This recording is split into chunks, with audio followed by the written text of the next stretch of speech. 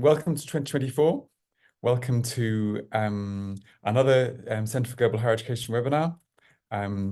This is the first of this year. This is a book launch we have today.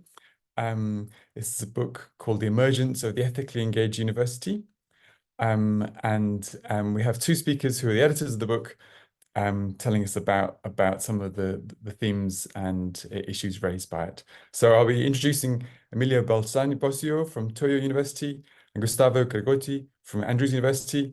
But first of all, I'll introduce myself. I'm David Mills. I am the CGHE Deputy Director.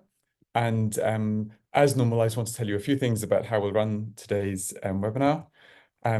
We always record them, and we have this amazing archive of almost 400 webinars on our website, plus the transcripts, plus the slides. So we'll put those up as soon as possible. Please do use those. We're hoping to make that a searchable function quite soon, so you can look back at all the great things we've recorded here already. And just about running today, speakers will talk for about half an hour, and then there's a chance for you to ask questions. We suggest you keep your video off for the time being. Prepare some questions, prepare some thoughts. We always really have a great conversation, and all comments are welcome and will be included. I'll invite you to put your video on and ask a question when it comes to that point. Okay, let's get straight ahead. Gus, Emiliano, thank you very much for launching this book. I'm so sorry we can't be together with a glass of wine to toast it, but we'll do that virtually. Next time. Next time, yes. Here you are. It's all yours. So I'm going to share my, okay, can everyone see?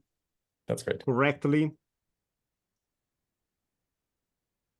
All right, so good afternoon, good morning, or good evening, depending on where you're located today, and greetings from Tokyo, Japan. I want to begin by thanking the Center for Global Higher Education for hosting this virtual book launch, The Emergence of the Ethically Engaged University. My name is Emiliano Bosio. I'm a professor of global education based in Japan. And I've authored and co-authored multiple scientific articles in the field of global citizenship, critical, transformative, ethical, and values-based pedagogy, as well as social justice, collaborating with scholars such as Carlos Alberto Torres, Henry Giraud, Peter McLaren, and others. And so some of my recent books include Conversations on Global Citizenship Education in Routledge, Global Citizenship Education in the Global South by Broll, and Value Creating Education, Teachers' Perceptions and Practice in Routledge. And in terms of journal publications, Exploring Values and Knowledge in Global Citizenship Education with William Gaudelli in Springer, Global Citizenship Education, The Crossroads with Carlos Alberto Torres, Ethical Global Citizenship Education with Hans Schattel, and then Critical Pedagogy and Global Citizenship Education with Henry Giraud.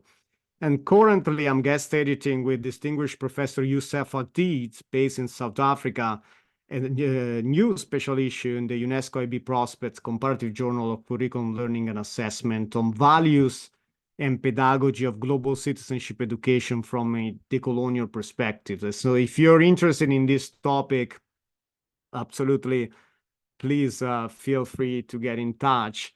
I believe it's possible also to copy and paste some of the contact details in the chat. Let me see if I can do this now. Otherwise, we can do it later. I also want to briefly mention that I'm the editor of the Global Citizenship Education video interview series, and this interview series on global citizenship is publicly available on YouTube. And the series has featured over 50 scholars worldwide, including James Banks, Betty Leask, Simon Mergenson, and Hans de Witt. And Hans de Witt also wrote a foreword to our book, The Emergence of the Ethically Engaged University. And so I'm mentioning this interview series because it provides a very interesting video roadmap to relevant experiences on global citizenship in higher education and beyond. And so the webinar today marking the launch of our book, The Emergence of the Ethically Engaged University, is given by a scholar, myself, and later on my colleague Gus Gregorutti. But myself, I'm based in Japan, but I collaborated with academics worldwide, including those in both the global north and the global south. And so, for instance, my experience includes working with scholars in countries such as South Africa, Tanzania, Trinidad and Tobago, Malawi, Ghana, India, Zimbabwe, Mexico, Jordan, the United States, the United Kingdom, Israel, Canada, Brazil, Italy, South Korea, China, and in Japan. And so in many ways, the book, The Emergence of the Ethically Engaged University, is shaped by the valuable insights from numerous scholars who participated in my interview series on global citizenship.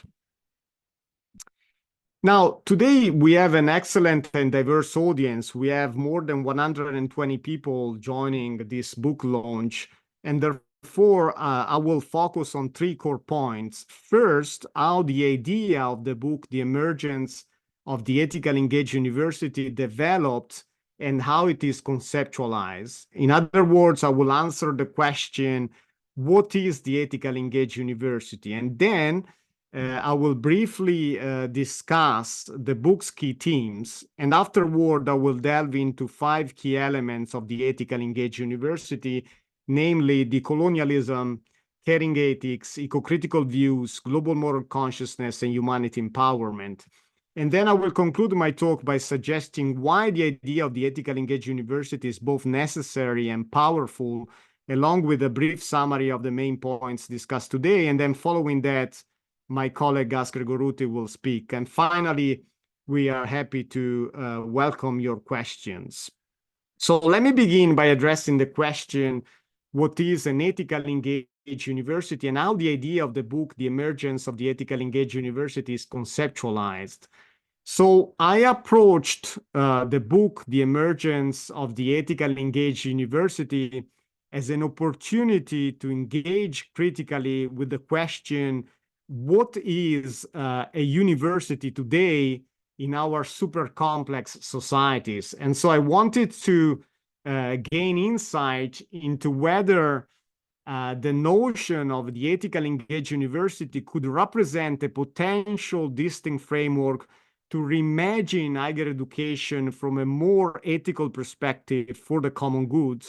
In other words, a type of university that has its foundation in critical, transformative, cosmopolitan, humanistic, and values-based theories.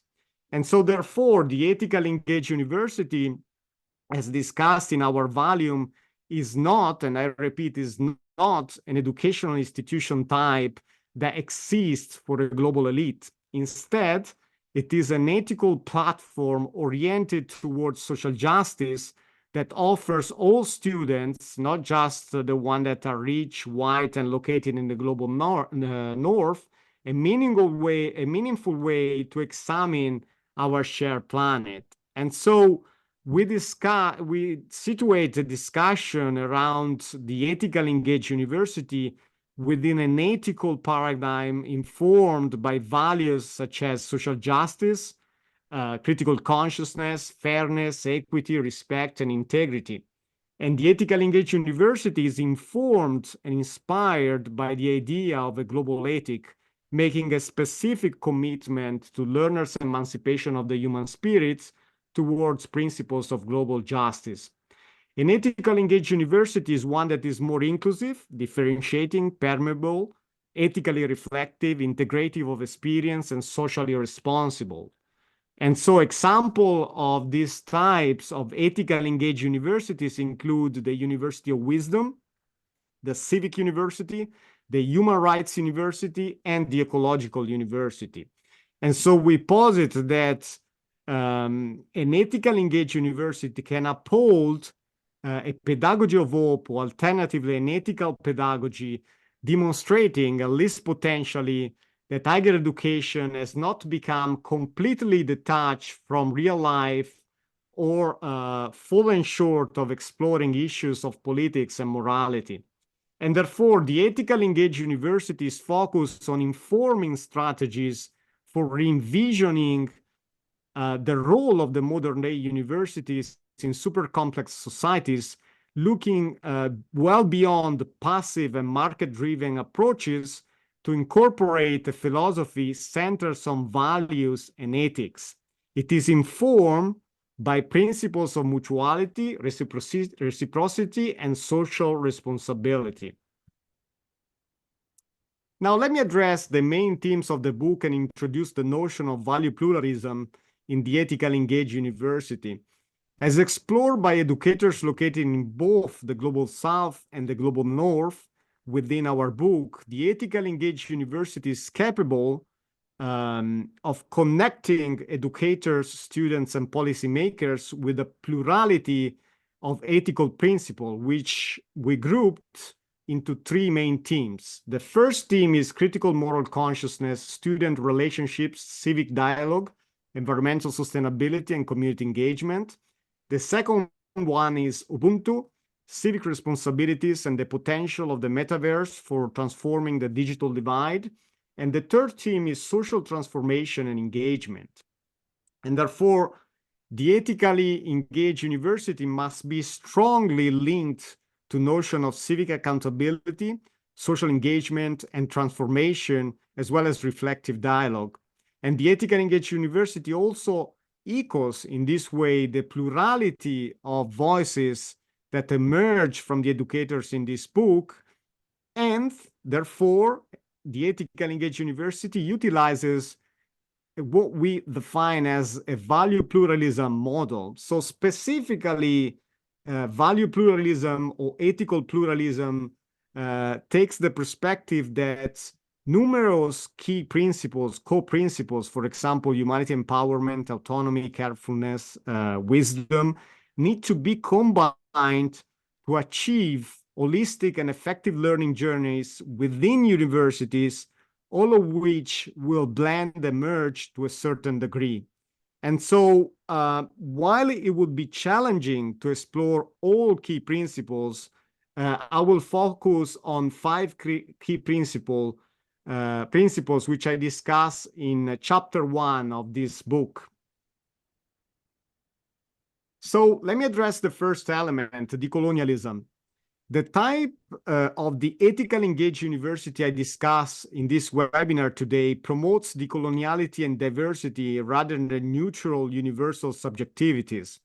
And unfortunately, globalization is asymmetrical, and there is not an equal balance of power between the global north and the global south. And so I contend that the problems that must be addressed are those of injustice and inequality, and not only poverty or development. And so in this view, I believe that an ethical engaged university demands that educators develop a critical literacy, allowing learners to undertake an analysis of their preconceptions, positions, and identity as they relate to the complexities of local and global structures.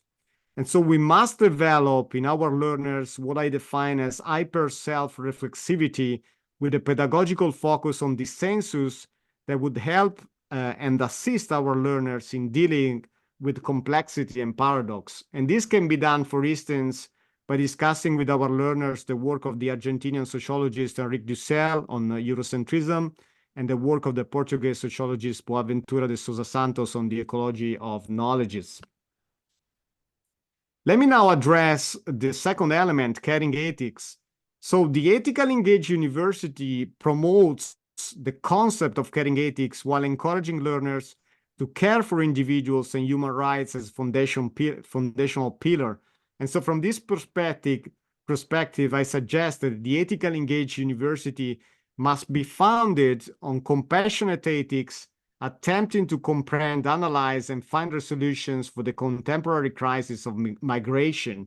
And the ethical engaged university approach represents a pursuit of holistic education encompassing outcomes that include, for instance, spirituality, art, aesthetics, and ethics, as well as ambition toward the creation of peace, or I should say world peace.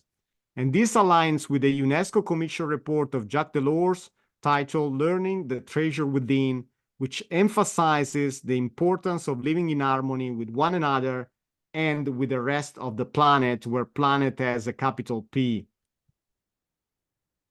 Let me now address the third element, eco-critical perspective. The Ethical Engaged University encourages ecological consciousness and supports learners to examine injustice created by humanity's perception that it is the supreme being on earth. And so by swapping out ego for eco, we can move the focus away from a human-centric attitude. And therefore, one of the objectives of the Ethical Engaged University is to foster in our students eco-ethical consciousness that considers the environmental and social impacts caused by human decisions effectively indivisible.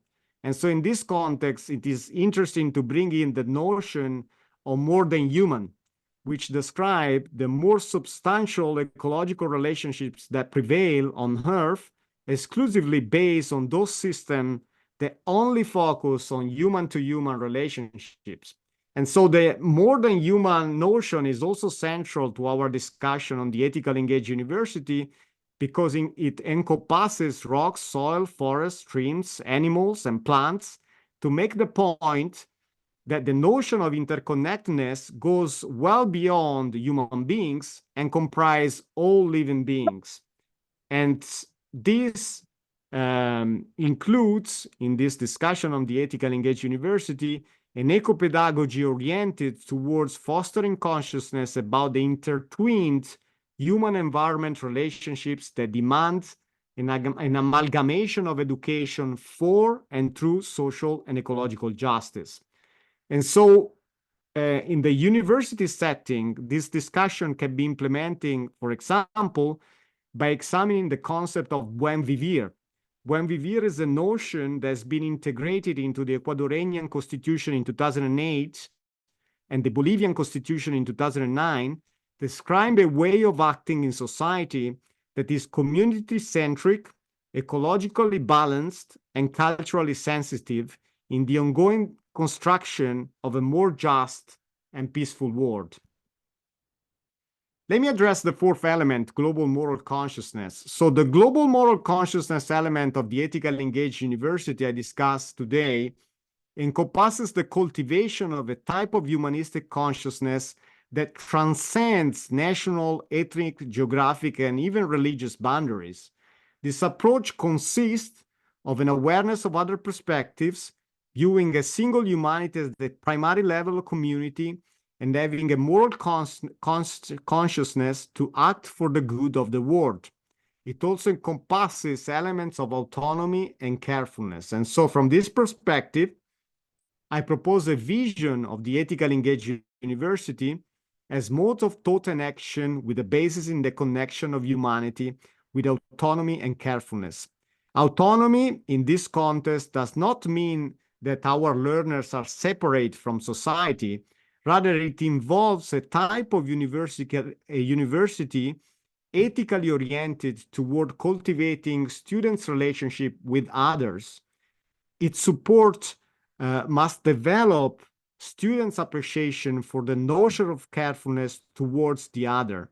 And this refers to the influence of the individual situation and proposes that it is possible to be responsible for one's personal life and philosophy. And so humanity is a foundation that allows individuals, at least hypothetically, to improve their human potential by reflection and dialogue, acquiring the necessary resources for living a worthwhile life based on the notion of carefulness and living in harmony with others on the basis of a moral code, and also assisting others in living valuable lives. Lastly, let me address the fifth element, empowering humanity. I believe that empowering humanity requires the Ethical Engaged University to open a path for the personal improvement of every student, not only those white, rich, and located in the global north. And the term empowering humanity is often used interchangeably with collective emancipation because both would entail waging a struggle against inequality. However, there is a subtle difference. Collective emancipation stresses flattering the power relations that exist between groups, On the other hand, empowering humanity extends beyond the political level by embracing aspects of human behavior. And so the ethical engaged university, as discussed in our book, must therefore emphasize an interpersonal dimension that recognizes the human drive to live harmoniously and responsibly with others.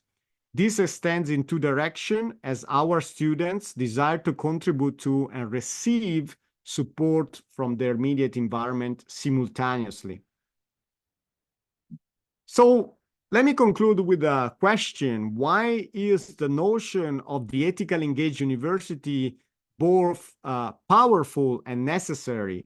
The notion of the ethical engaged university is both powerful and necessary because it seeks to address a central question: what knowledge and values should the university create to shape new forms of developmental ethics and new thinking about society and communities? And in answering this question, the excellent contribution put forward in this book suggests that the ethical engaged university, at least potentially, must promote a reorientation of learners' responsibility towards an orientation that adheres to the belief that knowing without acting is insufficient. We might have underestimated ethical values in academia, and yet ethical values are, or at least should be, a key part of our pedagogy, teaching, and research, particularly when it comes to higher education. And so one of the key suggestions that emerge from the valuable perspectives offered by the educators in this book is that discussions on the ethical engaged university should find a special place in our university's deliberations. And indeed, the ethical engaged university, as discussed in these values, in this volume, and its ethical essence, raises questions not only about the meaning of ethical knowledge and values themselves, but also bring into view matters of the purposes of higher education and the kinds of human beings that higher education seeks to develop in the 21st century, the era of globalization.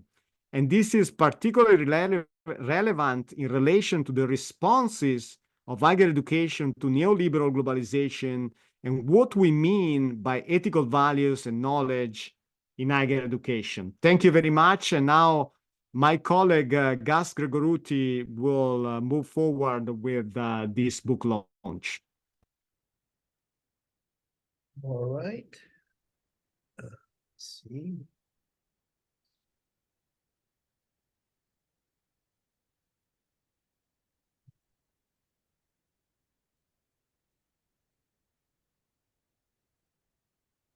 Oh, sorry.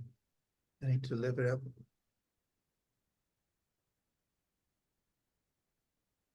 All right.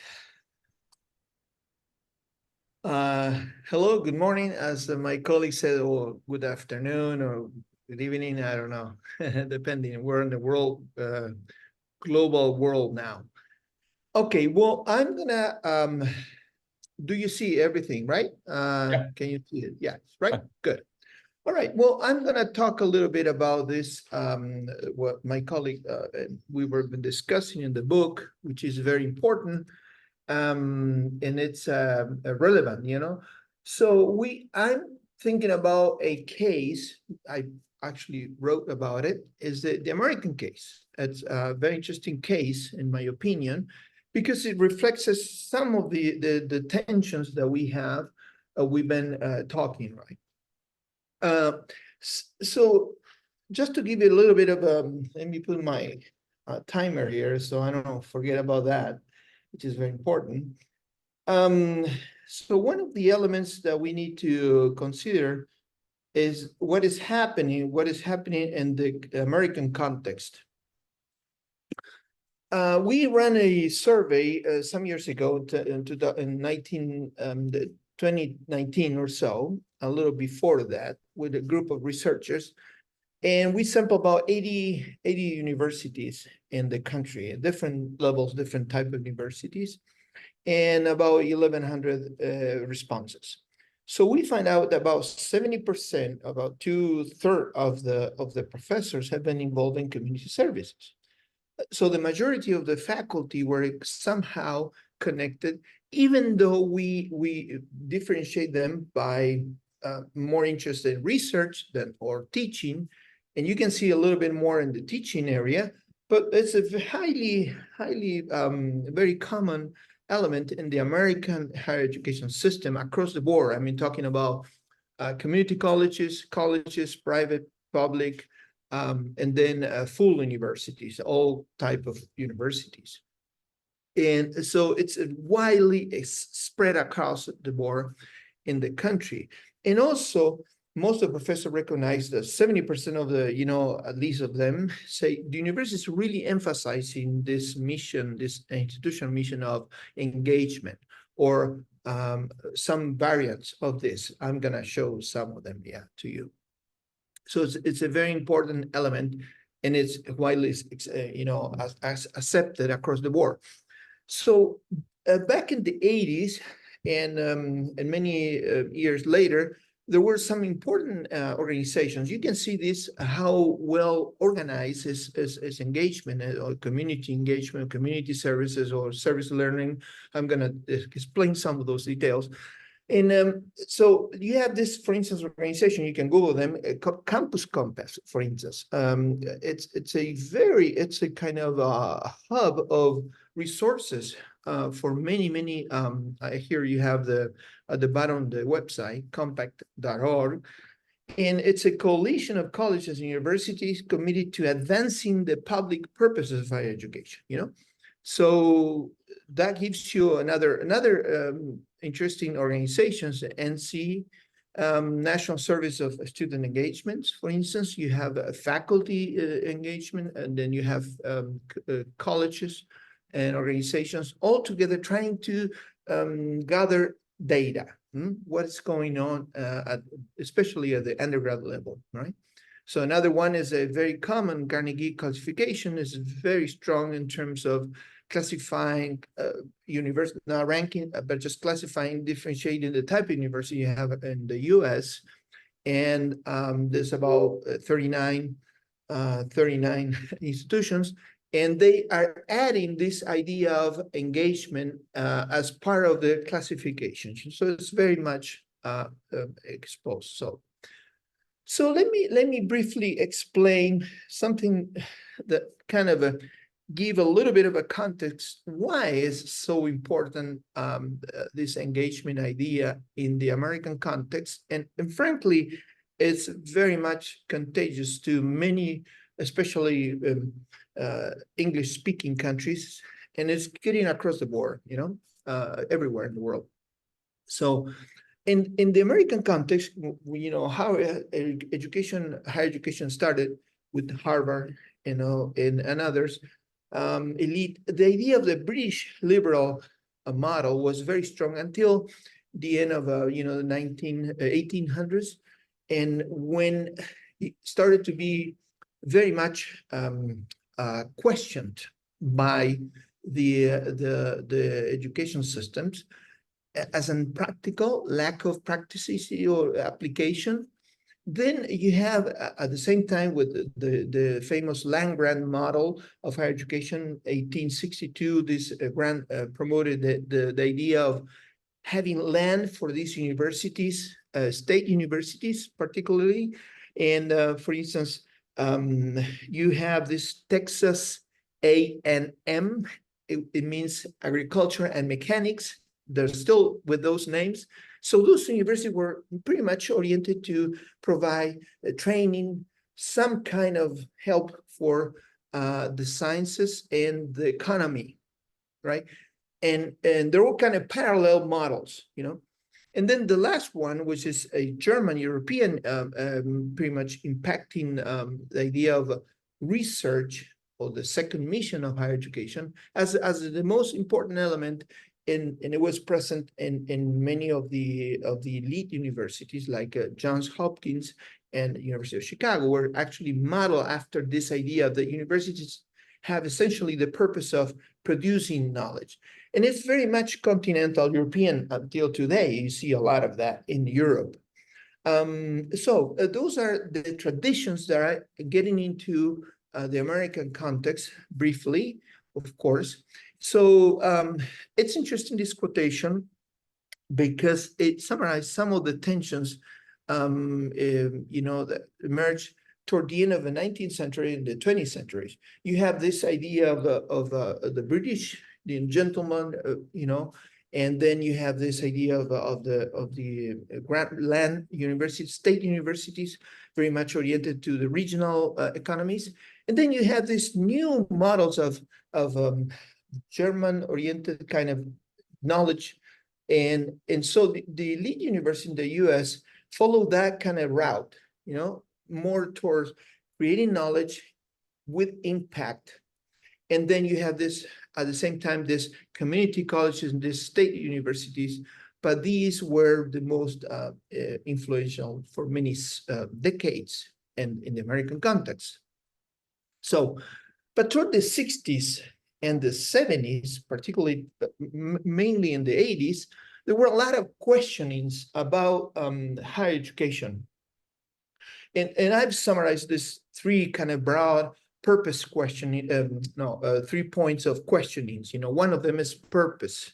What is the purpose for higher education in the American? So many intellectual, many important organizations in the US starting to look into this.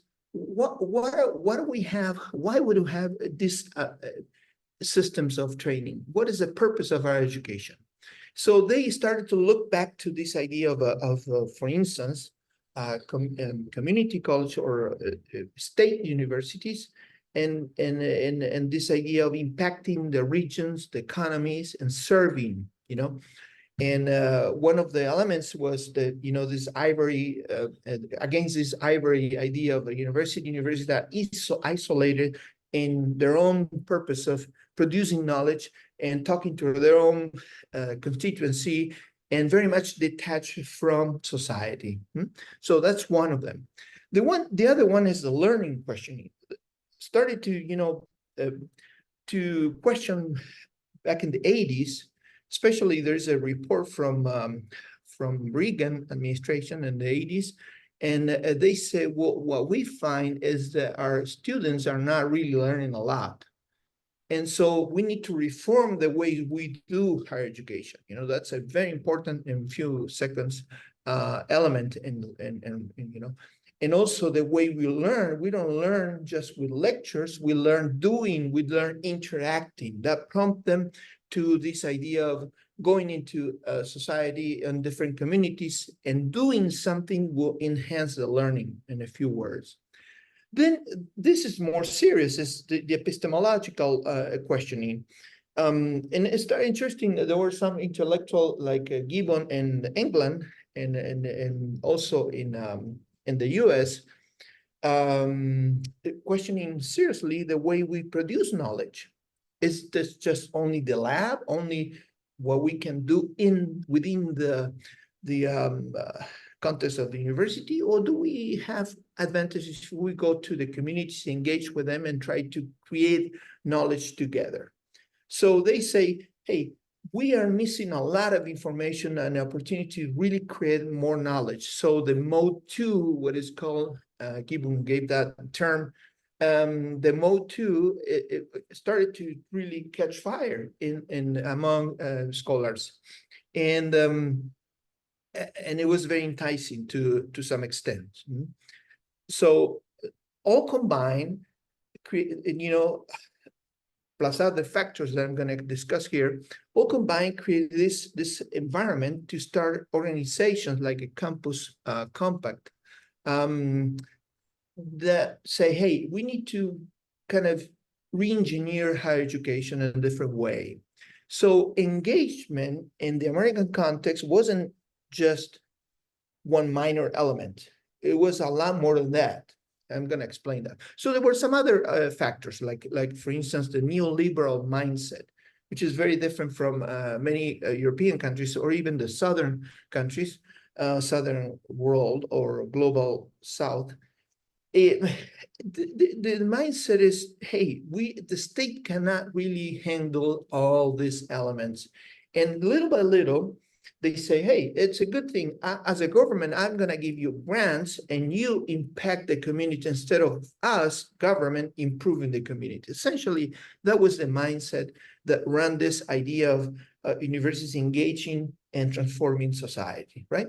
Very, very strong one. And then another element that created a lot of awareness around this rethinking higher education in the American context towards something else was the social trends impact in America. There was a famous book Putnam published, Bowling Alone, how Americans became much less social oriented and selfish in many aspects. And that created a lot of social problems and personal problems, psychological problems.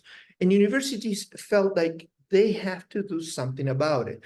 They have to engage and help students to be much more connected with society and impact society, and they would learn through that way and improve their social skills, their democratic values and all that.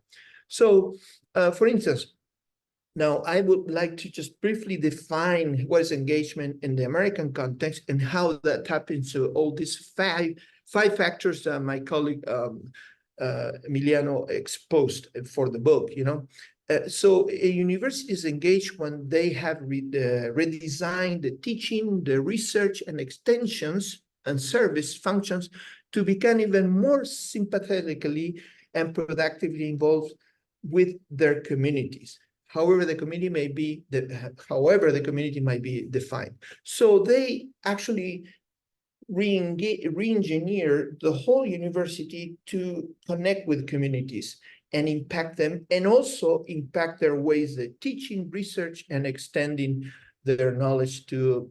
So briefly, I'm going to define in the American context what it means community service, what it means civic engagement, and what it means service learning, briefly. So community service is one of the least engaged systems because that's not always impact on teaching, research, and extension, but it's actually going after something outside. University dumps a lot of good things and help communities. Then civic engagement is much more oriented to, as university engagement communities, they actually reinstall new values in the students and the communities and impact communities, but also feeds back the way we teach, research, and extend. And the idea of modeling students after communities, after society, for the better good, as Emiliano said before. And service learning is very much a much more technical, but it uses those experiences to impact the way we learn, the students learn, and the student carry even research. That's briefly the whole process for the engagement. Engagement actually means, in the global American context, means that we actually are promoting a different way of carrying out higher education, where now you have this society, these communities are partners, not outside university only, but partners to carry and to improve them.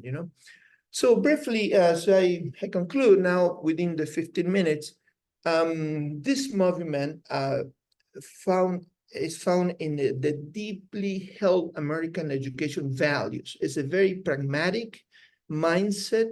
It's an idea that society needs to be benefit with higher education, and there is not enough to produce ideas of knowledge and impact economically, but also socially and values and ecological, as we discussed before. So that's that created a model that has been very much studied in the US, and there's a lot of studies, I mean, hundreds of thousands probably of articles explaining how positive is actually engagement. to the students, to the communities, and to the many things that are happening, you know. So these are some of the elements, and it fit very well within the book, you know. We assume. I think that's it. We're about the time.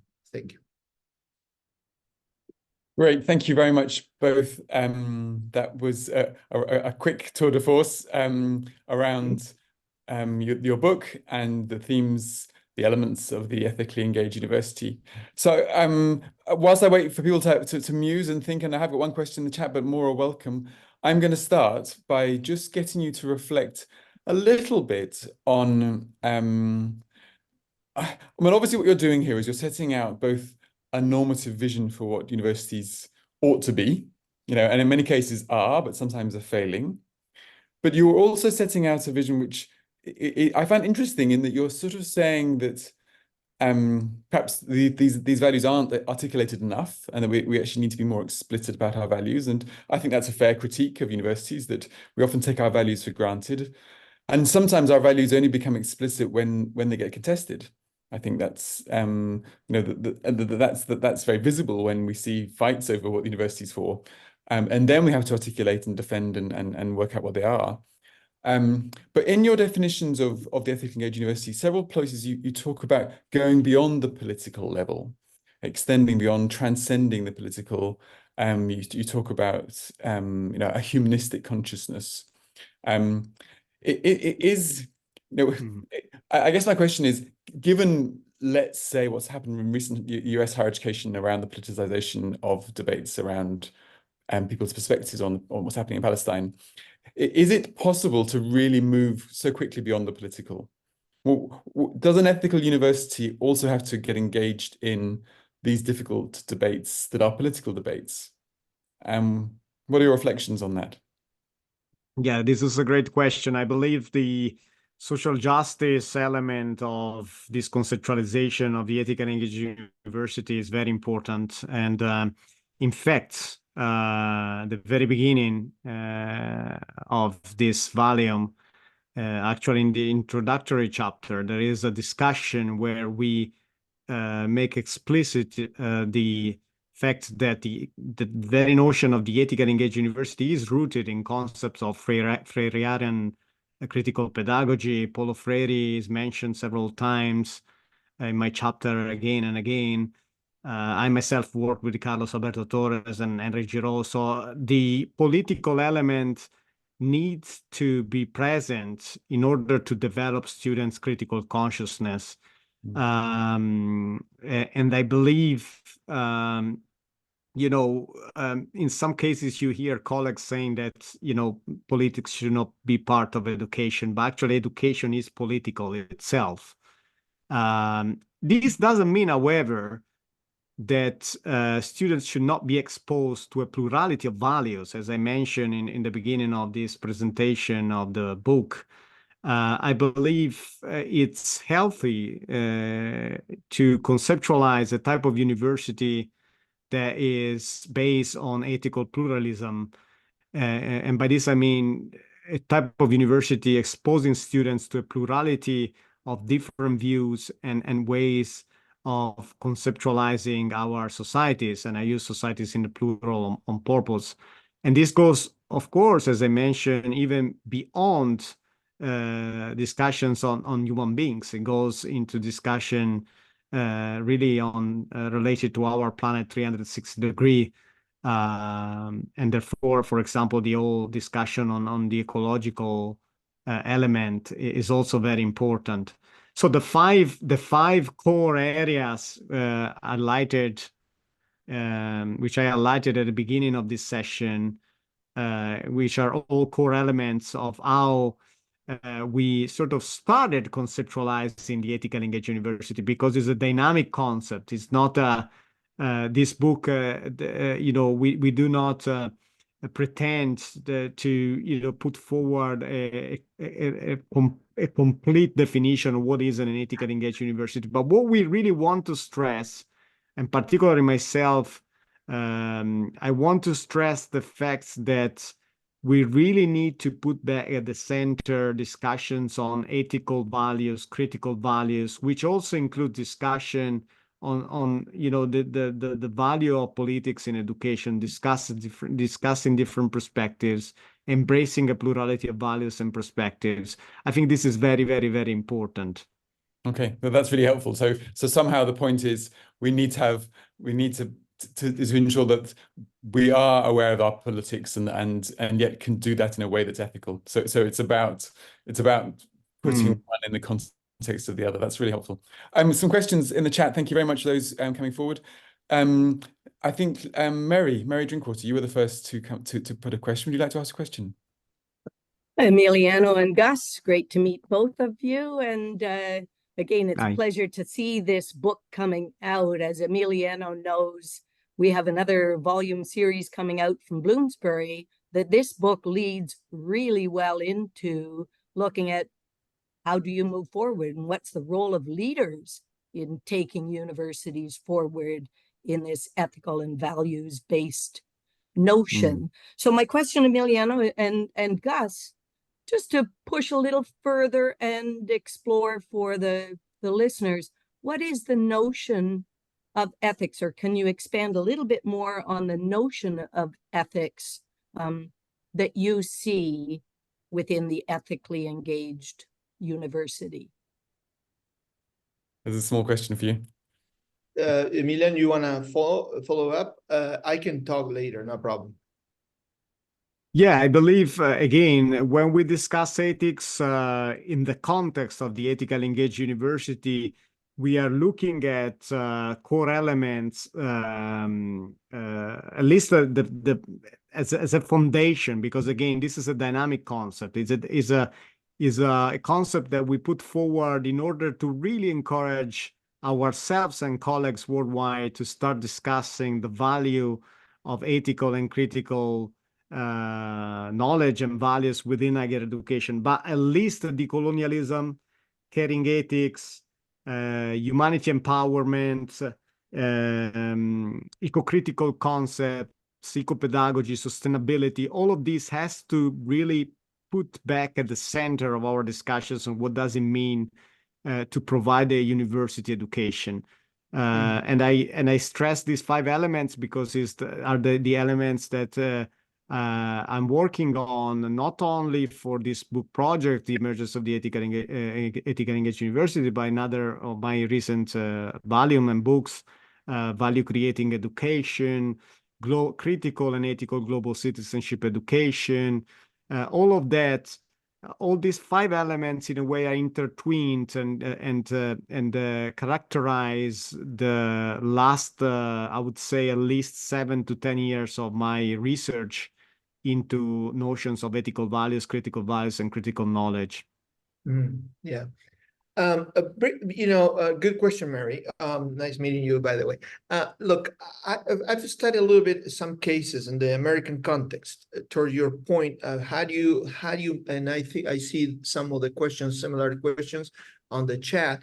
How do you make it happen? How do you kind of go to this idea of ethical engaged? And the answer that I have is from the cases. And the answer is each university is actually defining the framework they understand. For instance, I'll give you a case, very interesting case, the Tufts University in Boston. They've been working very hardly on this idea of civic engagement. So they created this model, which is very unique, by the way, but many other universities are, similar now, but they started back in the 50s and, they developed this idea and the framework, what it means to have a civic engage and tap into this idea of ethical students who are sensitive to what is going on around them, and how they use their resources, their knowledge, and whatever that they can do to improve. So the university developed this framework that is similar to what Emiliano was saying, five elements, and kind of trickle it down to the curriculum and to activities, to research, to different engagements. So it's a heavy, very heavy task. You have to literally re-engineer the whole system within your university is not easy. They got some good donors to do that because it's pretty expensive, as you can understand. Yeah? So that's an answer. Great, thank you very much, Mary. Thank you, Gus and Emiliano. Okay, Thanks, going Bob. on, we've got a few more questions here. Louise, do you want to ask about engagement?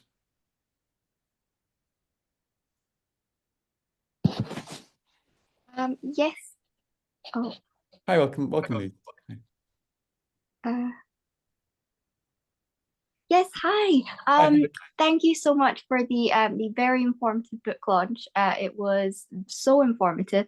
My question was generally around kind of the way that the ideas of engagement and community engagement could be linked to ideas about participation and kind of social participation, community participation, and the way that those things could perhaps be complementary, whether within approaches towards kind of fostering these ideas, or within kind of principles for facilitating these ideas within universities. So but yes, so that was really my question. So thank you all.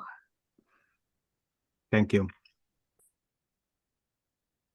Gus or what we're... Oh, you can start. I'll follow you. No problem. Yeah. I believe that this is stressed in some of the chapters, and myself and Gus in introduction to this volume.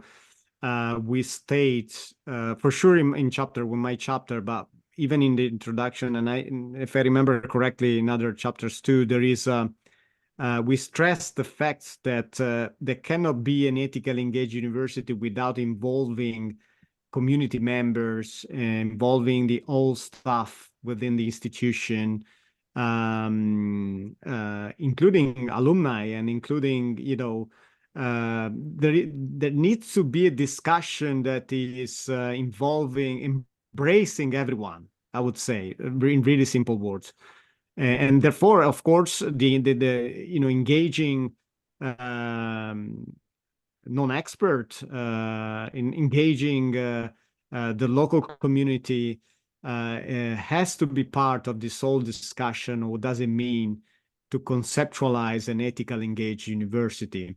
So yes, my answer is yes. We definitely need to connect and to really champion social participation.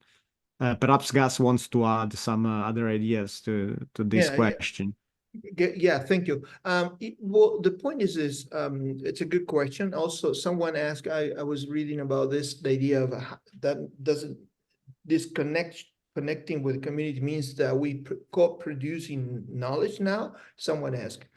And yes, to be honest with you, the framework is a lot clearer than the reality in many places. As I just mentioned to Maria's question, it's expensive, difficult to implement, because I mean some of the universities have a hard time putting all that. Imagine, just briefly, look, you have a typical lecture or lab experience, and now you have to go to a city or a section of the city where you are, or somewhere, and put all the students working in different projects. I mean, it's a lot of cost, a lot of difficult logistics, and also how do you pay the professor? how do you do all this logistic? And so the framework is a lot easier to map, but a very few universities have been able to really, I'm talking about the American context, right? The American context. In addition to that, there's a resistance from the professor. Some professors do not agree on this. And for instance, the European context, just to be honest with you, many continental Europeans, they see university as advancing knowledge and transmitting knowledge more than impacting society. You have the state for that. The government is, the one who puts up different hospitals or community engagement or community issues, So but in the American context, is a revolution of higher education. Is the way you think now and remap the way you do business, let's say, and it's hard, difficult to do it, but it's possible. And I want to emphasize this idea of a partners. Engagement, ethically engaged, means that you're not the only one of the main producer of solutions. You're working with other people, other communities, even political, as was also mentioned. For instance, some universities have forums of political discussions about these things. And so you inform the student, help the student to develop the idea of democracy, for instance. That's so you create a lot of awareness first, then it trickles down. But it's difficult. I mean, to be honest with you, it's a complex process. Yeah, I welcome your acknowledgement of that, because as we all can see, the trouble is difficult, and staying with that and acknowledging it is part of the challenge, isn't it? There's a couple more questions. And Paula, you might feel that the question around participatory knowledge production has sort of been touched on. Would you want to elaborate any more on that? On the remaining question, you mean, David? No, I was going to ask Paula Mattei. Sorry, I missed that. She asked about non-expert publics. Okay, Gus, you want to go on this? So what is the question? Sorry, I was waiting to see question. Yes, I don't know whether she wants to come in and ask it herself. What are the main drivers of the new participatory turn in knowledge production? Does it also imply that non-expert publics should be involved in knowledge production? I'd be interested in your views. Yeah. That's one of the most, most criticized area of, and what I mentioned as a epistemological questioning, the mode 2, which is even some are talking about mode 3. Well, sorry about that. It follows my hands or whatever. Okay, well, so the mode 2, this idea that knowledge needs to be connected with reality, and so science, says, well, we're not faking reality. We're actually working on real facts, real situations to produce knowledge. But it becomes, in some cases, becomes a kind of ideology among some professors that you have to go outside and interact with that. In some sciences, it's easier to do this connection with a community and get data and solve problems with other people. But in some others, it's like a physics. Look, think about theoretical physics or some of the mathematical problems. It's hard, a little bit hard to do that, and so it's still under these conflicting things, difficult. But in some cases, like health, it's very easy to do that, because I mean, you go to poor areas and you can literally learn how things go wrong and how do you correct them, interacting with practitioners, but also professors, researchers. So it is possible, still under the development, right? Yeah, no, I mean, those are important, but also politically sort of complicated relationships, aren't they? Tatiana is going to ask about that particularly, actually. Yes. Hi, everyone. Welcome. Hi. Hi. I am already working in my university in the Netherlands in what we call community engaged learning. So that's a term that we use. And one of the challenges that I have is indeed how to make sure that there is really this mutuality towards the community partner. So I'm very clear for myself for what my student and I learn and gain from indeed the community engagement, but how to make sure that there is also an attention, and then also the community partners gain knowledge, gain and really participate well. So this mutuality. So I was wondering if in your book you have parts where this is discussed a bit more in depth. Thank you. Thank you. Emiliano, you can Gus, start. yeah, go ahead. No problem. Well, not really a lot this, because it's, as we kind of set the framework, you know, and then when you get into the details, then you start asking those specific questions. Then how do you do this? How do you do that? How do you do that? The literature has been pointing very specifically to the conflicting situations because of university, as you well said, you have your own goals, you know what you need, what you're looking for, but the practitioner side, the community is not looking for the same thing, you know. They're looking for troubles they have in their communities, you know. So the models to address this is to sit down with them and discuss common goals and things, and allow them to really understand your side. But you have to, most of the time, Tatiana, is the other way around. University has more trouble understanding than, you know, because, I mean, you have an impressive amount of information and resources compared to the communities, right? And so you have to really step back and even down and say, hey, we can help, but we don't really understand what is your trouble. And then based on that, you have your own goals, and then you try to breach that. That's a difficult thing to do. It is possible, and many universities do that. And well, it's a negotiating thing, you know. They have to, but you have to be aware of that, you know. It's a challenge for an expert community of experts to listen and not talk, isn't it? Yeah. We have just time for one last comment or thought from Nadia. Nadia Ivanenko, do you want to ask your question? Yes, thank you. I'm Nadia Ivanenko, research fellow, visiting research fellow at Oxford University.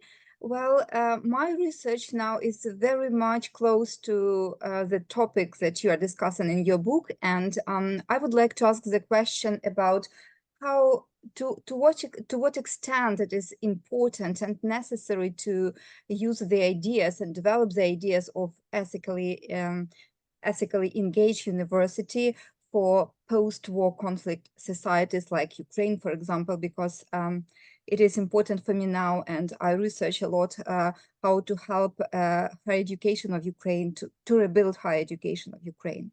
Thank you.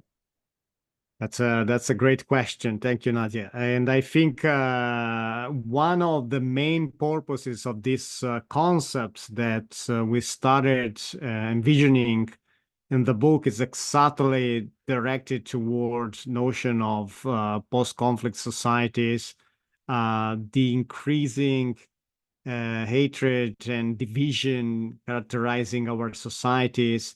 That has to definitely change, but how does it change if our leaders are not educated towards that direction?